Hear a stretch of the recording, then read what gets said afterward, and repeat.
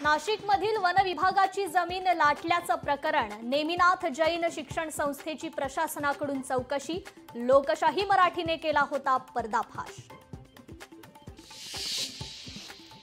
लाडकी बहीण योजनेचा लाभ पुरुषांनी घेतल्याची धक्कादायक माहिती समोर, तब्बल 14,298 पुरुषांनी लाडकी बहीण योजनेचा लाभ घेतल्याचं स्पष्ट।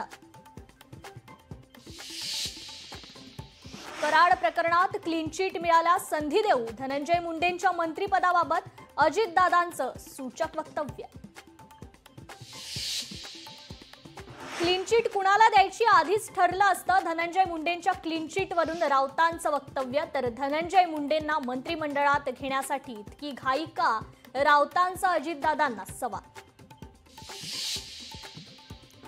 कृषी मंत्री माणिकराव कोकाटे यांचा मंगळवारी राजीनामा होण्याची शक्यता, वरिष्ठ पातळीवर चर्चा झाल्याची सूत्रांची माहिती।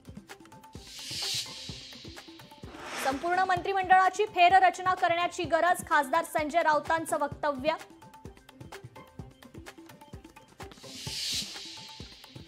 विधान भवन मारहाण प्रकरणानंतर चर्चेत आलेले नितीन देशमुख शरद पवार यांच्या भेटीला, दोघांमध्ये चर्चा।